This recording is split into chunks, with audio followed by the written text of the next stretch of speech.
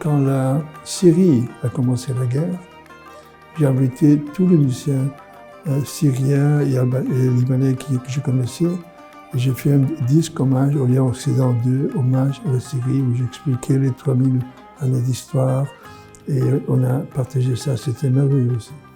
Donc je pense que j'ai fait sur Jérusalem, j'ai fait sur Ibn Battuta, tous les voyages aller-retour pendant plus de 40 ans.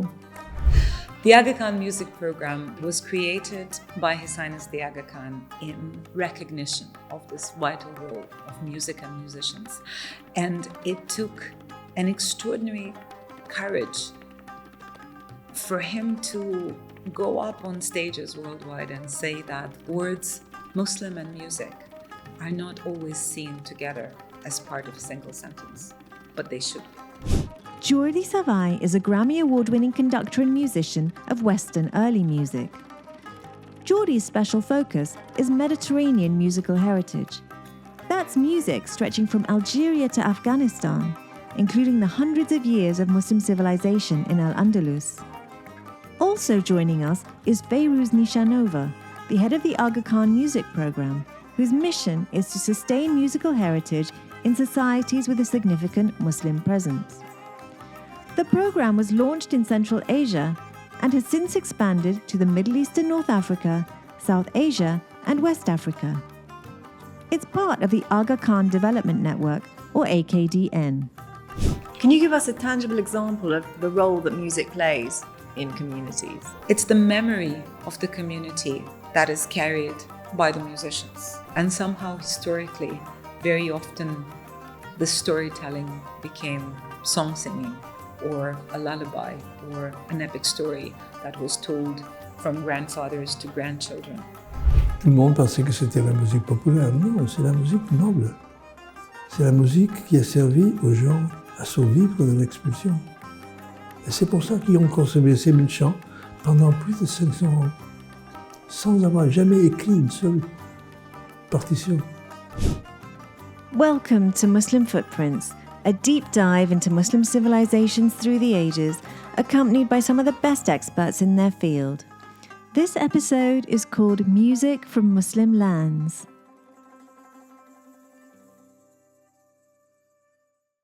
Jordi Savall, bienvenue sur Muslim Footprints.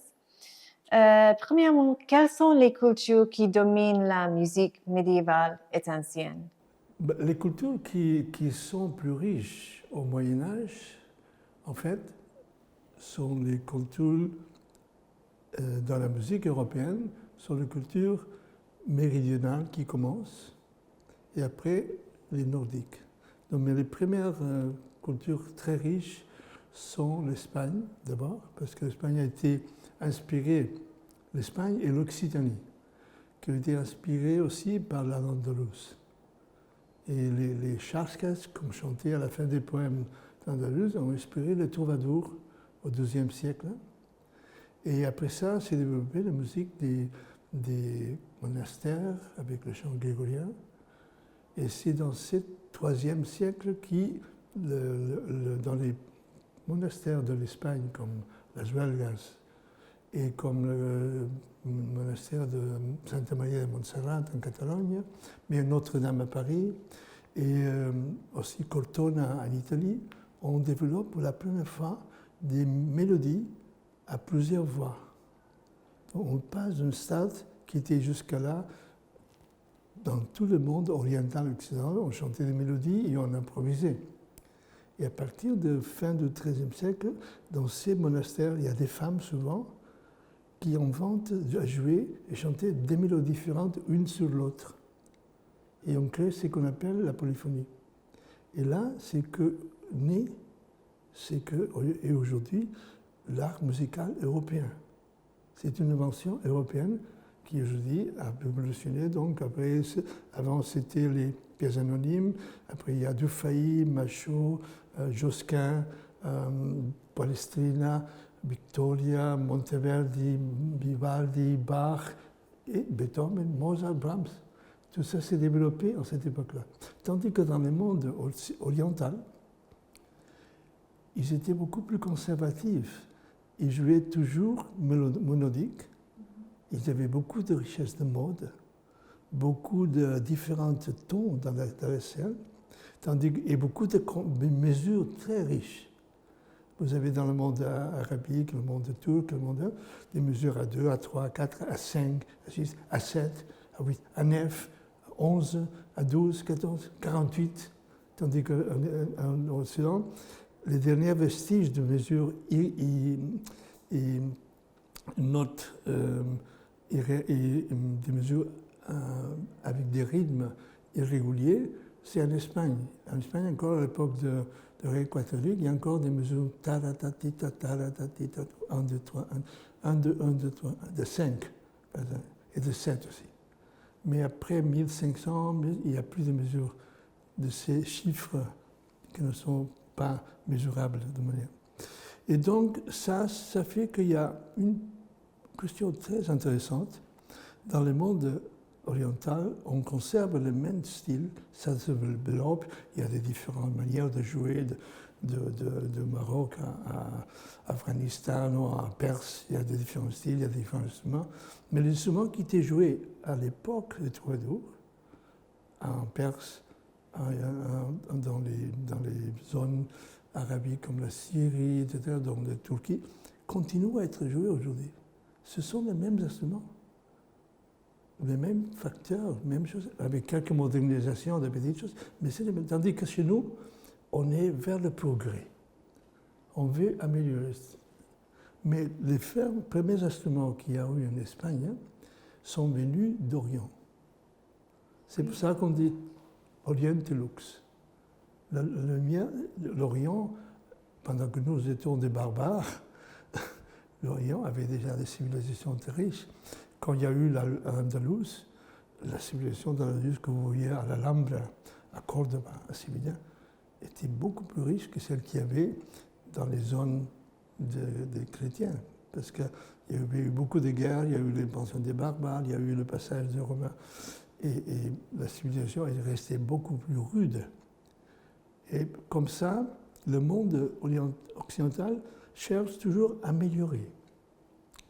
Chaque époque, il y a des instruments différents.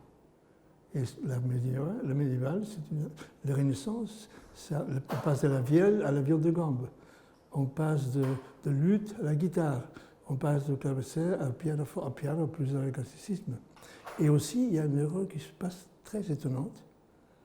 Chaque compositeur nouveau est considéré plus intéressant que les anciens. Et qu'est-ce qui se passe? Qu'on oublie les anciens. Et on passe comme ça d'une à l'autre, et on arrive à Mozart et Haydn, et on pense que tout le monde avait oublié tout ce qu'il y avait avant, c'est oublié. Et seulement en 19e siècle, 1829, il y a un jeune compositeur, Felix Mendelssohn, qui dirige pour la première fois à Berlin une œuvre ancienne qui avait déjà plus de 100 ans, qui était la Passion selon son Matthieu de Bach. Et là, tout le monde était sidéré qu'une œuvre si ancienne était si belle. Et là, on change complètement la vision. Tandis que dans le monde oriental, il y a une participation un peu plus forte de chaque musicien. D'ailleurs, les conservatoires commencent à la maison. Chaque enfant apprend de ses parents. Apprend à chanter, apprend à jouer. Il n'y a pas de jeunes dans le monde oriental qui ne jouent un instrument ou qui ne chantent pas depuis très jeune. Et c'est comme ça que vous encore dans les traditions orientales, que ce soit dans les Balkans, que ce soit dans l'Afghanistan, il y a des musiciens extraordinaires qui sont les seuls aujourd'hui qui improvisent encore. Parce que chez nous, l'improvisation s'était arrêtée avec le dodécaphonisme. On a organisé tout, et il n'y a plus d'improvisation. Il y a l'improvisation dans le jazz et dans la musique populaire. Mais dans la musique classique, les derniers improvisés, c'était Liszt, c'était Beethoven, Schubert, c'était grands improvisateurs. Mais après, aujourd'hui, il y a seulement les organistes qui improvisent encore dans l'église. Donc il y a ce monde très contrasté. Et j'ai dit toujours, moi, quand j'ai commencé à étudier la musique médiévale, j'ai commencé à apprendre cette musique quand j'ai invité des musiciens du Maroc, des musiciens de Turquie, des musiciens de pays arabes. Et là, j'ai appris comment jouer la musique médiévale, parce qu'eux continuer la tradition. Et c'est ça très intéressant, ces deux mondes qui fonctionnent de manière tout à fait différente, mais qui compensent. Une est conservative parce qu'elle conserve, mais enrichit toujours avec beaucoup d'imagination. Donc tous les musiciens orientaux qu'il y a ce soir, ils improvisent constamment dans les concerts. Et les musiciens occidentaux, comme l'harpe et la guitare aussi. Mais c'est quelque chose que nous avons appris à faire grâce à cette connexion. Quel a été votre parcours depuis la musique ancienne jusqu'à la musique du monde méditerranéen et au-delà, jusqu'à Afghanistan, en fait? Bon, pour comprendre mon parcours, il faut quand même se situer. Je suis né en Catalogne. La Catalogne est un pays où, depuis toujours, est lié à la culture juive, à la culture chrétienne, mais aussi à la culture arabe. La Catalogne n'était pas sous la domination de l'Andalous, mais il y a eu beaucoup aussi de traditions culturelles andalouses qui sont chez nous, dans la cuisine, dans la langue, dans beaucoup de musique. Beaucoup de chansons catalanes traditionnelles ont des mélodies qui sont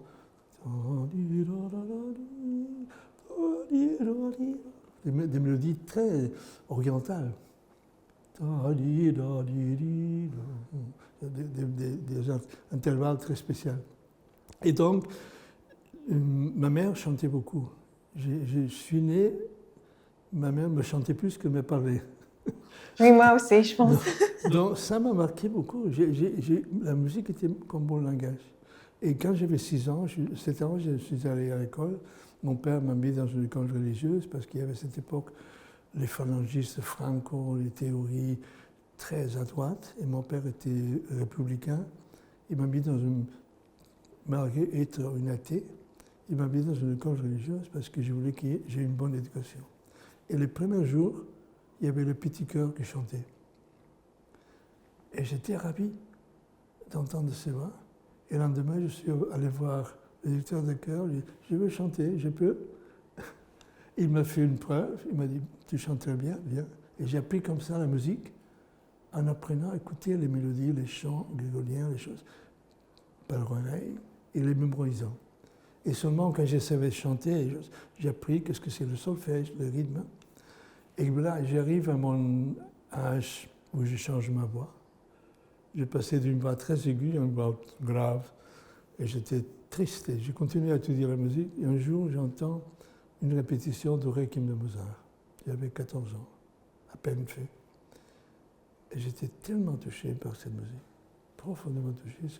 Ça m'a fait pleurer, que je suis sorti, j'ai dit, si la musique a ce pouvoir, j'aimerais être musicien. Alors il y avait dans accompagner les chœurs un quatuor de cordes. Et j'aimais beaucoup le son de violoncelle. Je me suis acheté un violoncelle et j'ai commencé à travailler toute seule, 14 ans. Et 10 ans plus tard, quand j'ai fini mes études, je découvre la viole de gambe. Et c'est là que je m'ouvre à mon work. Mais pendant tous les 10 ans avant, j'ai joué Brahms, Beethoven, Schumann, Schubert, tout le répertoire romantique. C'était ma musique. Mais quand je découvre la musique baroque, je découvre le son de la viole de gambe, il y a un son merveilleux. Je décide de faire de la recherche. Et je passe beaucoup de fois, beaucoup de jours à Paris. Je découvre alors tous les livres anciens de Marais, de Couperin, de Folqueret, de Sainte-Colombe, des centaines de pièces que personne ne jouait. Et une semaine plus tard, je vais au British Museum. Et aussi, je découvre la musique de Christopher Tye, de Dowland, de Bird, de Purcell, de Matthew Locke, de Jenkins, de Gibbons. Des compositeurs extraordinaires qui avaient composé pour la viole, pour l'ensemble de viol, et qui étaient aussi pas très beaucoup souvent joués. Et c'est là que je me décide d'abandonner le violoncelle un peu. Et c'est là que je fonde avec mon épouse, qui chantait, l'ensemble Esperion, à l'époque 20. Esperion, c'était référence à l'Espérite, au nom de l'Espagne. Donc cette Espagne qui était par les Grecs une lieu mythique. On avait les fruits dorés, les oranges et les lusitons, qui étaient des produits des jours de santé et d'éternité. Et donc, quand j'ai fait la musique, j'ai donné le nom Esperium en relation à l'Esperius. Et comme je voulais faire la musique ancienne, comme si c'était musique d'aujourd'hui, j'ai mis le vin pour le XXe siècle. Et c'est comme ça qu'on a... Parce que mon objectif, c'est toujours d'apprendre les techniques qu'on sait, qu'on connaît de l'époque. Quelle manière de chanter, quelle manière de jouer, en lisant les textes, en lisant les explications, les voyageurs, les traités, les explications. Tel musicien qui dit la viole de gambe se joue avec la main comme ça, à l'envers, et le doigt qui appuie sur l'archet, sur le cœur, c'est l'âme de la musique, parce que ce doigt régule toutes les nuances. Des choses qu'on ne trouve pas dans une encyclopédie, on le trouve dans les manuscrits de l'époque, etc. Voilà. Et donc, après beaucoup d'années, j'ai fait au fond de l'ensemble de la Capella Real avec des chanteurs méridionels. Et après le concert des Nations, l'orchestre avec les musiciens d'Europe. Mais je me suis toujours attiré par mes sources, mes racines, par la musique orientale. Et notre premier disque, c'est musique de temps des rois catholiques, un CD, et un autre disque sur la musique des chants séfarades. Tout le monde pensait que c'était la musique populaire. Non, c'est la musique noble. C'est la musique qui a servi aux gens à survivre de l'expulsion. Quand les gens arrivaient en Grèce, en Turquie, à Fès, avec toutes ces choses qu'ils avaient, ils chantaient tous les jours. Tous les soirs, ils chantaient ensemble. Et en chantant, ils recoupaient la paix et l'espoir.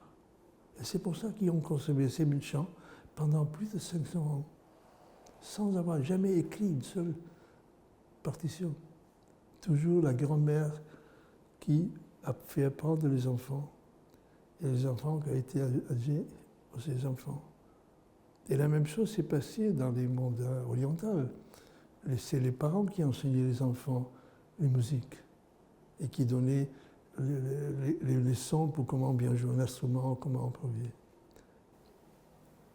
Et comment recherchez-vous la musique cette tradition, les traditions musulmanes, arabes, turques, juives? Il y a très différentes choses. Quand j'ai fait des projets avec des musiques de Syrie, j'ai fait des musiques avec des musiques de Turquie, avec des musiques d'Arménie, avec des musiques celtiques, avec des musiques chinoises. Donc j'invite toujours des bons musiciens.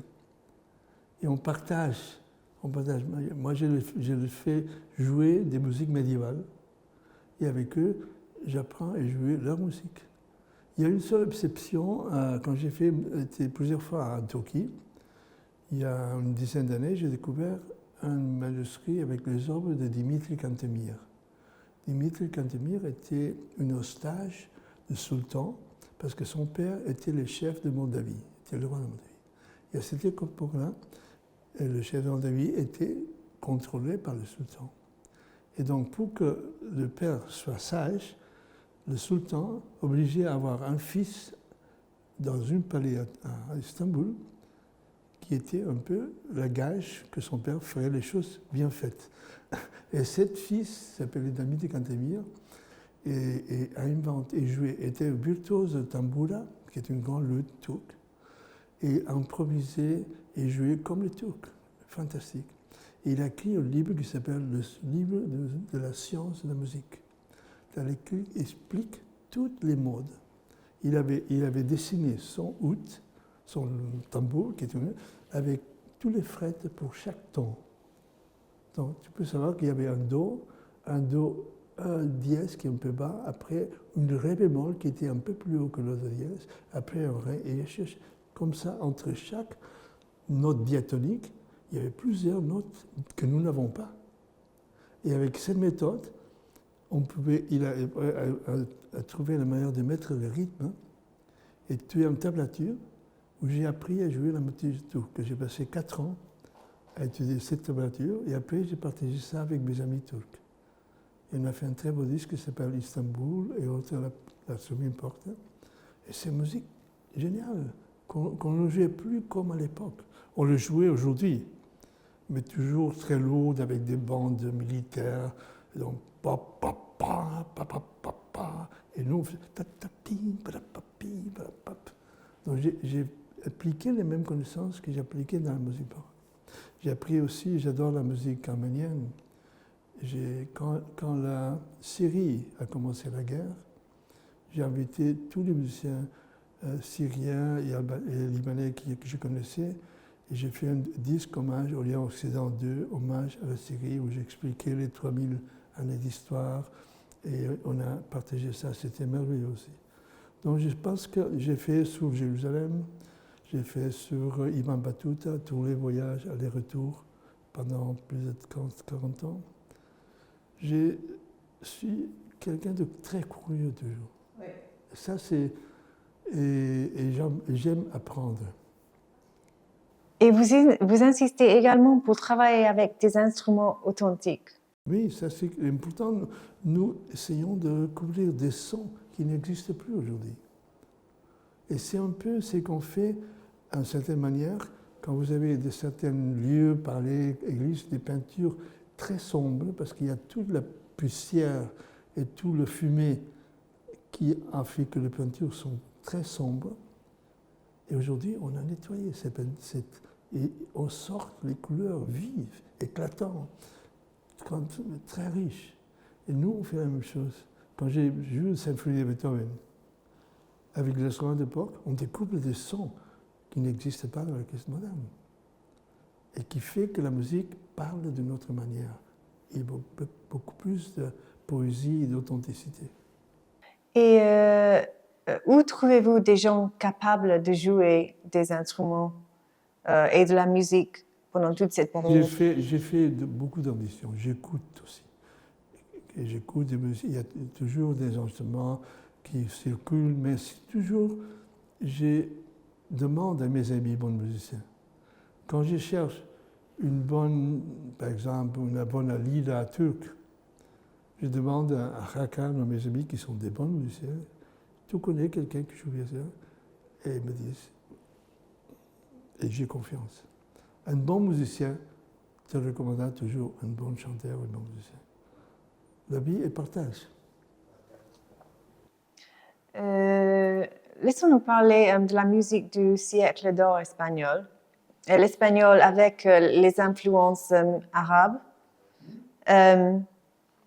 Qu'est-ce que ça nous dit sur... c'est quoi l'héritage? Oui, l'héritage, c'est une question très intéressante parce que l'Espagne a eu une terrible jalousie et une terrible besoin de ne pas être comme les Arabes, parce que l'Espagne était pauvre et il était chrétienne. Et ils ont vu que l'Andalous était un endroit très riche et très varié et très avancé. Donc ils ont voulu reprendre l'Espagne et ils ont peu à peu conquis.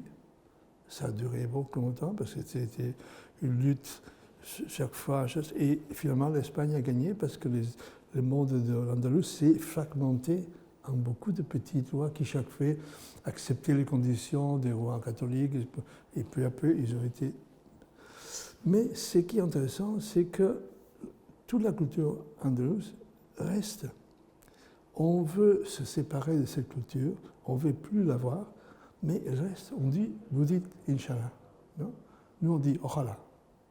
C'est la même chose, simplement avec un accent différent. Nous avons beaucoup de paroles qui sont similaires. Les instruments, mais là il y a une sorte d'interdiction de ne pas utiliser les mêmes instruments qu'il y avait dans l'Andalous. Par exemple, l'Espagne, c'est le seul pays européen où il n'y a pas de oud, où il n'y a pas de luth. Vous avez des luths en Italie, en France, en Angleterre, partout. L'Espagne, il y a la vihuela de mano, qui est une instrument qui a la forme de la guitare. Ils ne voulaient pas ils voulaient se différencier. Et c'est une chose, obsession à la fois politique et aussi de religion, de marquer une différence. Mais l'Espagne est le premier pays où il y a des grands interprètes de luth, d'un clavecin, qui ornementent beaucoup. C'est le premier pays où il y a des traités d'ornementation, où il y a beaucoup de pièces avec des variations, parce que c'est l'héritage des mondes musulmans. Et après, il y a aussi le chant. Les chants, il y a plein de chants qui sont très influencés, sans parler de flamenco. Vous savez, la saeta, vous connaissez la saeta? La saeta, c'est un chant qu'on chante en Semaine Sainte et qu'on chantait le moment qui passait les statues avec la Vierge ou Jésus dans la croix. Et on obligeait, quand il y avait un converti, que ce soit juif ou musulman, lui, de son balcon de sa maison, il devait faire un chant de louange. Et ces chants de louange, c'est les mêmes chants que vous entendez en Syrie, en Perse.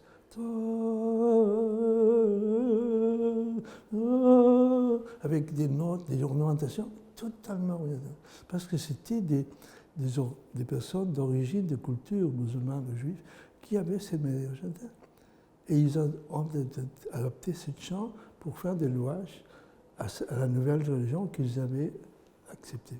Donc il y a des liens très profonds qui sont restés et qui expliquent aussi que l'Espagne est un pays très différent de pays comme l'Italie ou la France. So, as you know, we spoke to Jordi Savall, who told us about the influence of the East on early music in Europe and how European music evolved over the centuries. And so it's wonderful now to complement Jordi's European focus with knowledge of music in other parts of the world. And for that, we have you, Fairouz Nishanova, and you are the director of the Aga Khan Music Programme. Tell us what the Aga Khan Music Programme is. They say there is no coincidence, really. There's just energies meeting in the right place. So we were created by a beautiful coincidence. In the late to mid-90s, when His Highness and the AKDN made their commitment to the region of Central Asia. And as you know, those countries were coming from 70 plus years of the Soviet rule and the Soviet Empire. And they had pretty much need for everything, because besides their newly found independence, they didn't have experience of the operating in the outside world. They didn't have finance code or civil code or diplomatic representations. So AKDN, as you know, has this tradition of coming on all of its three pillars of economic, social, and cultural development, where not one area of the development is given preference over the other, which is something that really makes us stand apart from the rest of the development world, where culture is always regarded on equal par with economic and social development initiatives. So we came into Central Asia in very late 90s and made the commitment to the region, of course, on all three areas of development. Economic development was very easily defined, the needs for AKDN institutions, because pretty much everything that AKDN could offer in that domain was very readily accepted by the client countries and partner governments. And in the social development domain, again, it was an easy fit because it took care of all areas of education, from preschool, kindergarten into higher education. It took care of medical facilities and NGO support, and especially female NGOs. So that was an easy fit. And then when it was the turn of Aga Khan Trust for Culture to offer the initiatives and activities for the region, we suddenly had this lull because the Aga Khan Award for Architecture was not at all active in Central Asia. The flagship program of the Trust, the Historic Cities Program, didn't immediately have a project that it could offer. And so there was this silence sort of that wasn't immediately filled with anything from the existing programs of the Trust. And at the very same time, something else was happening many thousands of miles and kilometers away, and that was in the United States, where a very famous and a very talented cello player, Yo-Yo Ma, was creating an initiative that was later to become known as the Silk Road Project. And the impetus behind the initiative was very honorable, very interesting. It was to try and bring together a new generation of music creators from the lands of the ancient Silk Route, of which, of course, there was not one single route. There was plenty of different routes that are collectively known as this symbol of cultural and economic exchange. So it was His Highness the Aga Khan and Prince Amin Aga Khan that became key partners for the Silk Road Project. And when they did that, they saw that the very heart of the Silk Route, Central Asia and Afghanistan, were completely absent from that project. So the project had composers from Iran, from China, from India, from different centers of the Silk Route, Japan, China, Italy. But there was no Central Asia, there was no Afghanistan at all. And His Highness posed the question as to why. The answer was because it was so difficult to get to the artistic communities of that region. And His Highness's commitment was, we will make those connections. We will get those artists to you. We will bring those composers to you, but you make them equal part of the project. And at the same time, another partner institution came into play, and that was the National Museum of the United States, the Smithsonian, who was looking for a partner to create their Folklife Festival. And that's a unique festival that takes place on the National Mall in Washington, D.C., that brings together about 3 million people over the 4th of July weekend. But in 2002, in 2002, they've decided to dedicate the whole festival to the Great Silk Route. So that's how we began. We began on 3 different levels, with a commitment to Central Asia, was the creation of the Silk Road Project, and was the desire of the Smithsonian Institution to bring onto their stage music and art from Central Asia and Afghanistan. Okay, so that's how it started. But can you tell us exactly what it is? What is this program? We are, first and foremost, an arts and music education program. But we started very small. So we came into Central Asia. And I remember so well bringing the composers from Central Asia and Afghanistan into those initial meetings in the United States with the composers that were being put together for the Silk Road Project. And I sat in that room, not being able to grasp why a composer from India, China, or Iran could very easily create a beautiful contemporary music piece that is rooted in their tradition, but not at all limited by the tradition.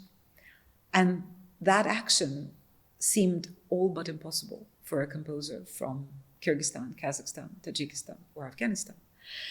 And it took our experts to explain to me that when the traditional music education of the region is either destroyed or tampered with to the point where it becomes unrecognizable, it is impossible for the next generation of both artists and the audiences to connect the roots of the music of their ancestors. And because music in those parts of the world never serves as entertainment. In fact, it is everything but entertainment. It's healing, it's how the history is passed down from one generation to another. It's how the traditions are reinforced by storytelling. And because it's such a cohesive force in the community and within the nation, when a new force comes in and tries to not only destabilize the region, but also make it into something different, a new nation, a new citizen, a new language, a new imposed beliefs, somehow the easiest part to remove, to destabilize the society, was the traditional music in that region. And so because of its links to the devotional practices, to the prayers, to the community practices, in different parts of Central Asia, traditional music was either relegated to the domain of folk music and became immediately sort of second class, or it was completely prohibited, as in some parts where the devotional practices were completely wiped out, or it was transformed into sort of museum form of that music, something that could be put on a shelf but could not be used and played actively by the new generation of artists or their audiences. So we came into Central Asia and encountered a generation that had its musical memory tampered with, that didn't speak the same musical language that their grandfathers and grandmothers spoke fluently, who could only study the music of their ancestors through the prism of Western classical music. And that's what we set out to reverse.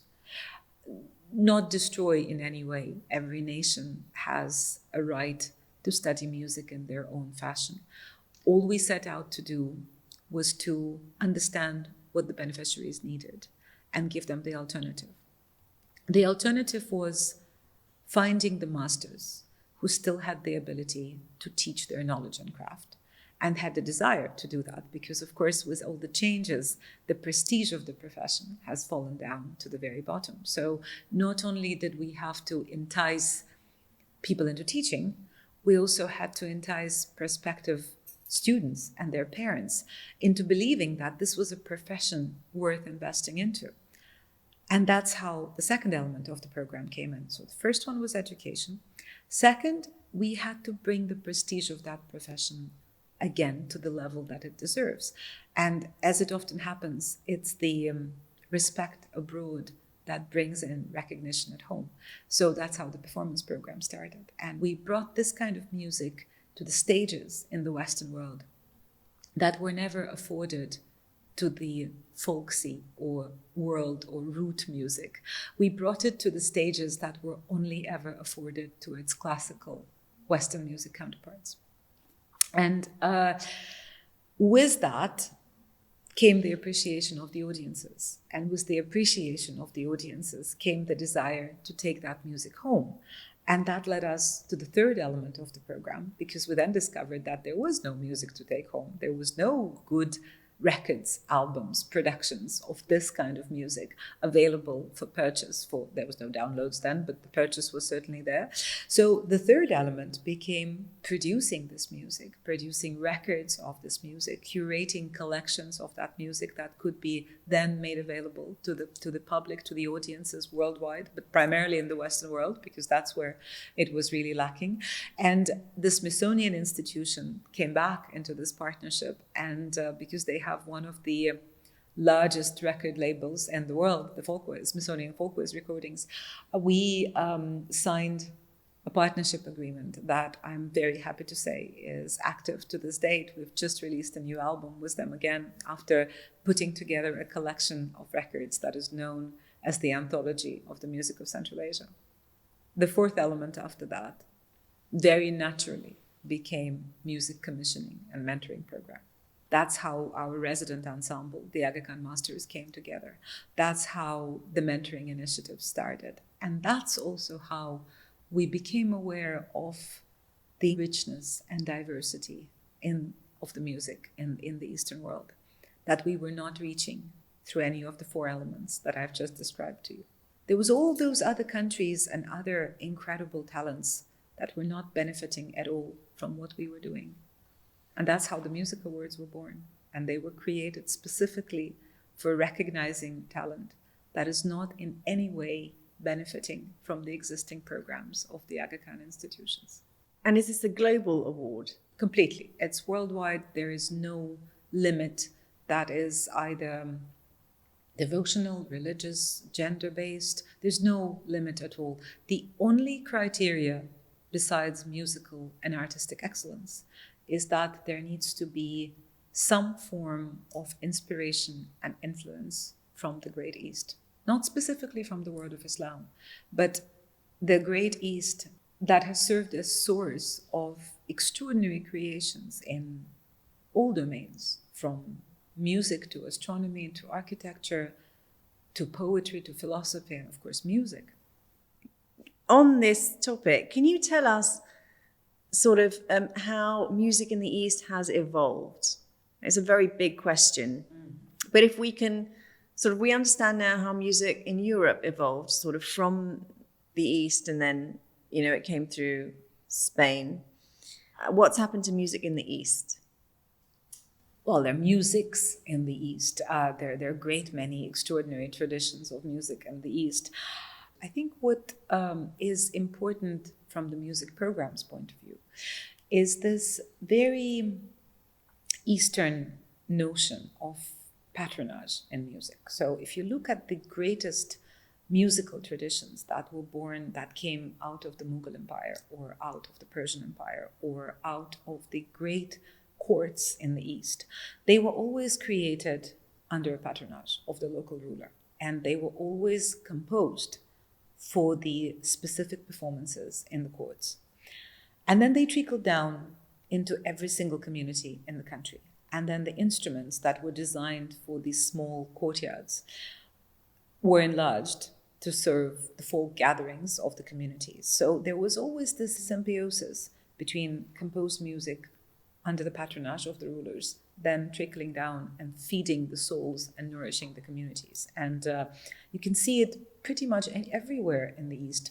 Very often, if the musician is not present at the community gathering, the families will not often know what to do. What is the next ritual? What is the next step? And because music in the East accompanies a human being literally from birth into the most important steps of their lives, from celebrations to weddings to ultimately the final journey, it is usually led by the community musicians. And so it's this extraordinary presence of music in the East that no matter how much it's modernized or orientalized or brought into on par with its Western counterparts, there is a place for music in the East that is unshakable, that is so rooted in the understanding of the community. Jordi made the point that while in the West, music evolved, or it innovated and it kept changing.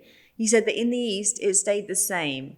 And a caveat to that is that it was enriched by what he described as lots of imagination. So basically he's saying that there's a lot of improvisation in the East, whereas in the West, there was no improvisation. It was just lots of changes. That's absolutely correct, except it never stays the same. The Right. music of the masters. So in the East, we all believe in, and we try and revive as much as we can through the Aga Khan Music Programme, this tradition of Ustad Shagird, master apprentice, where the student was always expected to move into the house of the master and pretty much absorb not just the music making or the instrument making, but really the way of life. And when we started our schools, that's what we had to contemporize, because we couldn't expect the kids of today to move into the houses of their masters for the next 15, 20 years and absorb everything. So yes, the initial piece of education and inspiration stays the same. But it is exactly the measure of the skill of every single student to bring something of their own into every piece that they improvise. The roots are given, the rules are given, and the platforms are given. And it is standing on that platform that the new development, that the new inspiration comes to life. That's why we call this music rooted in tradition, inspired by tradition, but not in any way limited by tradition. Because when the tradition is properly taught, they always say that rule breaking is fantastic, but the rules first need to be mastered before you can break them. You need to know the rules before you can break them. They need to be known absolutely by heart. And now when the ability to learn the rules is taken away, when the education system is tampered with, that's when the whole equation crumbles. So when you give students the ability to master the rules, then they use them as a trampoline to grow. Then they use them as a trampoline. And Jordi does that beautifully in his creations, and also chooses the musicians with whom he together creates something new that is in utmost respect of a tradition, but not in any way limited by it. And what? So for many centuries, what you described was kids moving in with the masters. What have you had to do in sort of for the 21st century? How do you teach What kids? have we not done? So because also we work in countries that have their own national legislation and governments and ministries of culture and education, whatever we do had to be done in very close partnership with the local education institutions. And what we offered is to create almost a lab for testing all of these new methodologies. So what had to be done, of course, is that we had to utilize every electronic tool that is at our disposal to bring some of the most ancient techniques to life through screen, through mobile phone, all sorts of electronic lessons, TV programs. We work a lot with the national television networks to create those video lessons for all ages, kids starting from, I think, 3 or 4 now in Kyrgyzstan, where we have the local songs transcribed into exercises that kids can dance to or fall asleep to, and it doesn't take away the studying part. Whatever we do, the studying, even if the kids do not move into the house of their masters.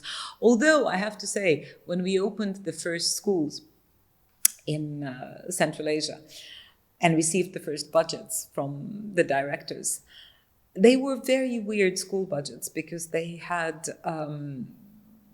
creation of curriculum materials and transportation, but they also had all the ingredients that were necessary to make the meals for the kids, morning, evening, and night, because if they didn't partake in a meal together, part of their education was lost. There was this incredible sense of music being constantly shared as vital element of the community. So we don't probably contemporize that fully. Did you keep that in there? Absolutely. The music making, and we're now just about to begin a construction of a very large new building in one of the countries in Central Asia, which will house music education facilities and also performance facilities, and they will need to answer exactly this question. They will need to be constructed and presented to the outside world by the latest rules of modernity and excellence, yet retain something that is essential and very ancient, and the ability, and that's the ability to make music together in a space that is welcoming and respectful of creativity. So you work all across Central Asia. The program is available. Schools and programs are in Tajikistan, Kazakhstan, and Kyrgyzstan, the 3 countries in which AKDN is active. Okay. And do you operate anywhere else in the East? Yes, for the schools, we have schools in Pakistan, we have schools in Egypt, and we used to have projects in Syria and in Afghanistan, and those unfortunately are now paused, hopefully just paused, and will restart very soon. Let's talk again. Let's talk about this destruction of the musical tradition in Central Asia. Was that very unique? The destruction of the tradition? Oh, no. Yeah. I think it's unfortunately a common element for many empires because music is so essential to the life of the community in the East. If you take it away, the community is instantly weakened. And new rulers usually like a weakened community because then it becomes easily manageable. How do you take it away? You take it away by destroying its education. The essential element of studying music is education. So you prohibit the practice, of master-apprentice, you take away the tools, and of course, another essential tool in the East is that the music is often orally transmitted. There is this saying that when an old man dies, it's as if a library had burned down. And that's very much the case for the old masters in the East, for the old musical masters in the East, because when a master goes, the movement of the fingers on the strings of the instrument and that very particular technique of bringing a sound to life goes away as well, unless it's properly documented. So it takes a generation, not more than that. It takes a generation that grows up without the understanding of the role that musical art has always played historically in the society of their ancestors. And once the education and the opportunity to learn this music is taken away, the respect goes away as well. And right after that goes away the interest. And so the fact that you do have programs in other countries suggests that music does need supporting in these other countries. Absolutely. So it hasn't been eradicated, but... No, eradicated is a very strong word. It wasn't politically stopped, but I suppose culture in general needs supporting. There were cases of complete eradication. If you look at parts of Kyrgyzstan, parts of Siberia, which share a very close tradition of shamanic healing through music. Now, that was blasphemy. That was completely prohibited. That was wiped or attempted. There was an attempt made to wipe it off the face of the territory, and that never happened. They always survived underground, beaten, hidden, imprisoned. Somehow, those healers, the music shamans, they've always resisted this effort to wipe them. I'm sure they would have been a target. They were. They were at best called charlatans, and at worst they were imprisoned. And what's also happened, so there's the shamanic healing tradition, and they've now in Central Asia started mixing it with the rap tradition that comes from the West. So, for example, in Kyrgyzstan you have the Manas, which is the epic poem that is said to be double the size of Iliad and the Odyssey combined. Reciters have to know it by heart, but the chi indicates that they are the reciter of the manas. So now they have rap chis, and those who recite, but in a rap mode, and because they've been properly educated very often by us, they do it in a very nice way. So the tradition certainly lives on. But that was sort of the most unfortunate example. In most of the cases, it was just relegated to the second-class music.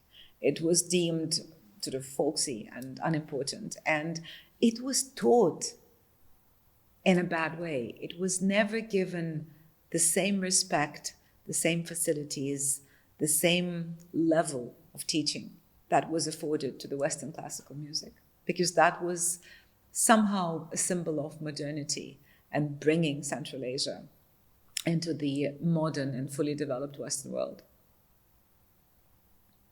which we are not reversing. They have wonderful conservatoires that teach music on the highest level.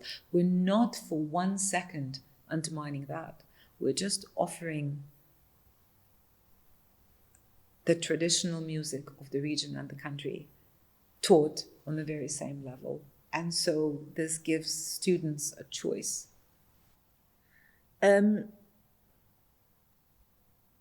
Where do other Islam-inspired music traditions fit in? For example, Africa. Do you cover that? Yes, through the Music Awards, we work, again, worldwide. We have now an extraordinary crop of winners from East Africa and from West Africa. And it's been quite revolutionary, actually, because through music in West Africa, one of the winners of the Aga Khan Music Awards, the great diva of West African music, the songbird of Wasulu, as she's known, Umu Sangare, she has been able to speak from stage of issues that are unspoken throughout the West African region, such as violence against girls, against females, such as really the topics that cannot be touched, cannot be spoken out loud. She sang about them on stages worldwide. And in so doing, I think reassured and inspired generations of girls living in the villages outside of her hometown, that someone of her stature and caliber brings this unspoken hidden truth onto the stages worldwide and makes it a topic worthy of discussion. So very much so. Of course, North African traditions are something that we deal with daily. We have wonderful schools in Cairo and in Aswan, where the music teaching programs are really tailored to the needs of the community that we serve. That's why we don't have a single sort of recipe or model that is implemented in the schools wherever we work. there really always is a needs assessment survey. And depending on what is needed by that particular community of beneficiaries that we serve. Can you give us more examples? This is fascinating. What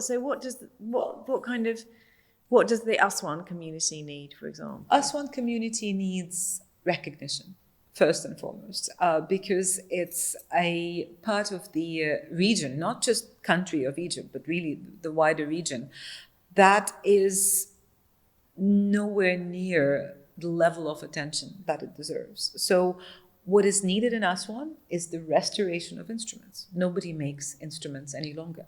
And once we started restoring that, the interest from families, from parents, from government institutions, from tourists became extraordinary, to the point where something that started as a tiny initiative is now poised to grow. Hopefully, I can't tell much about it yet because there is releases that need to be signed and authorizations that need to be issued. But there will be a beautiful, wonderful new construction that will house the new initiative that, hopefully will allow it to grow to the level that it deserves. And in Cairo, we are back to this community, almost 300,000 strong, of Darb al Ahmar that surrounds the Al Azhar Park that the Aga Khan Trust for Culture built. And that community is mighty and vast and also extraordinarily poor. And bringing music education to that community meant going far and wide to understand what kind of musical and artistic expressions they've always had in existence before they became too poor to even think about that. And what they had was not at all something that you associate with the music in the Middle East. They didn't have strings or ouds or devotional singing.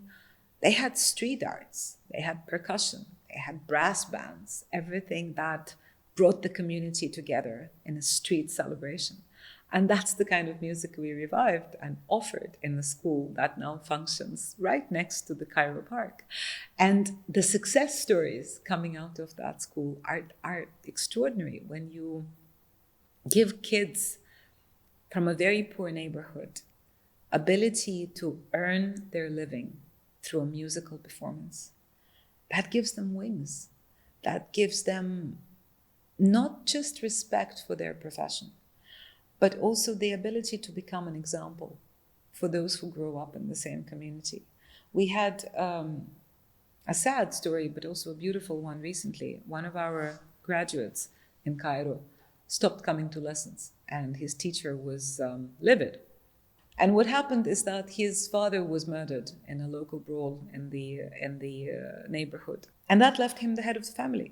At 17, he was the oldest male in the family. He had a mother who had no education and no job, and 3 sisters. And what they were facing was eviction from their very humble, small house in the neighborhood. The girls would have been either forced into marriage or into abandoning their studies and going into some sort of child labor. But in the 2 years that he studied at our school, he learned enough jazz covers on the saxophone to be offered a job in the lobby of one of the hotels in Hurghada on the Red Sea. And that lobby job hotel pays about $500 or $600 a month. And that's enough to keep his mother inside her apartment, keep his sisters in their schools, and feed the family. And stories like that are numerous coming out of that school. That's why that particular experience would not necessarily be relevant to the 23,000 students we now have in Kyrgyzstan. Now, that's a completely different story. There, we had to invest into the recreation of the methodology, modernize it, have it tested, have it accepted by local ministries of education and culture, and now it's gone nationwide. Now we're just training the trainers. Now we are looking at these vast ensembles of graduates. So you see, tailor-making initiatives for the needs of that specific community is what assures that when we leave, when we depart, His Highness always said that, you have succeeded when your beneficiaries have become the masters of the process. But to become masters of the process, they need to own it from the very beginning. They need to believe that this is really theirs. We're just facilitators. We are there temporarily to facilitate what needs to be done, but the ownership has to be that of the community. So in Central Asia, is it in the schools? Is it like the normal schools? Are your programs in the normal schools? Now, so in the beginning, we had our own music centers, music labs, music academies. Now they've gone nationwide. Now we work in the secondary schools nationwide. It's a bit different in Tajikistan. So in Tajikistan, because the education system is different, we, at the beginning, created the Academy of Maqam. It only had 10 graduates, and it was a very rigorous 7-year program that was costly, that no one truly believed in because of its cost. But it was marvelous in its artistic and educational excellence. And those graduates are now, when you look at them, His Highness called them future cultural leaders of the region 20 years ago. And now one of them runs the largest orchestra in the country. The second one has become the director of the Institute of Fine Arts. One of them runs a conservatory. One of them runs a local arts and music radio station. So they really have become the cultural leaders of that particular country, of that particular region. So it doesn't matter if the regimes change or the times change. That investment in arts and music education is always there. And what kinds of music are we talking about? I mean, I suppose it's all really different. I mean, who Completely. would have imagined brass bands in Egypt? In Yes, Egypt, they're very yeah. different from string ensembles in Kyrgyzstan. Yeah. So the instruments always suited the lifestyle of the community. If you look at Central Asia, there is this great axis that divides Central Asia into nomadic and sedentary. And there is a stark difference between the instruments in the nomadic lands and the sedentary lands. You see that. I mean, you don't need to ask where the instrument is from. The minute you see mother of pearl inlay and intricate decoration work on the instrument, you know that this comes from a sedentary country. And then you see an instrument that is almost bare, something that the artist had to have the ability to swing it under the arm and jump on a horse and go away. You know that comes from the nomadic culture. They are completely unadorned. And when people talk about musical fusion, we always talk about musical fusion as if it's something new, something innovative. It's not.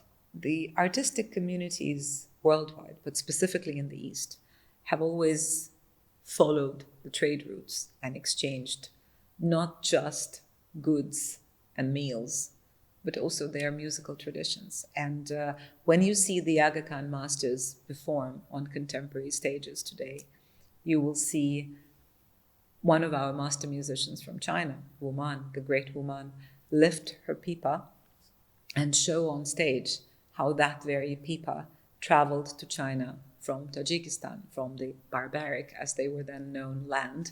And they sit next to each other on stage, and both of them are contemporary music virtuosos. The dutar player, Sirajuddin Jurayev, and Wu Man, our pipa player. What is a pipa? Pipa is the court instrument of China. It's the most exquisitely created lute. And where are they all from? So this is an orchestra. These are masters from where? The Aga Khan Masters is a collective. It's a collective of likely-minded performers, composers, teachers, improvisers, music makers, and it's not a fixed collective. Okay. They can go from 2 to 12, and now we have these wonderful collaborations that are happening between the winners of the music awards and the Aga Khan Masters, and they're celebrated. We just completed a 6-concert series at the Edinburgh International Festival, and each of the 6 nights celebrated either an Aga Khan master musician or a winner of the Aga Khan Music Awards in a completely different setting, yet altogether, again, they celebrate this richness and diversity of the music in the East. Muslim Footprints is developed and produced by Kalima Communications in partnership with the Ismaili, the online platform for the global Ismaili community. This episode episode was filmed in Abu Dhabi by Anas Hamza, Midhun Lal and Atulia Hiran, and in Doha by Mauro Silva and Basil Rajub. And here's the team at the Ismaili who helped put it together. Amira Jiwani is the series producer. Azim Lakhani is the editor, with assistance from Suraya Mirali for subtitling. Rasul Daya and Alim Karmali have reviewed content and helped with promotion on the Ismaili website. Aziza Jan Mohammed is our social media strategist who is managing the Muslim Footprint's social media accounts, and Alia Mohammed is supporting with promoting the series. Shahid Karim, who oversees the team at the Ismaili, is executive producer for the show, along with me. We're grateful to our external reviewers, who are all members of the board of the Institute of Ismaili Studies. These include Shainul Jiwa, Associate Professor and a Specialist in Fatimid Studies, Orkan Mir Kasimov, Associate Professor and a Specialist in Islamic History, Dr. Hakim El-Nazarov, Head of the Central Asian Studies Unit, Dr. Dagikudo Dagiev, Senior Research Associate and a Specialist in Central Asian Studies, and William Rees Hoffman, Research Associate in the South Asian Studies Unit and an ethnomusicologist. Additional reviews were also provided by Shiraz Alibai, Deputy Director at the Aga Khan Trust for Culture. And thank you all for watching. Be sure to follow our social media pages where you can find additional content and keep up to date with our news. My name is Aisha Daya and you've been watching Muslim Footprints.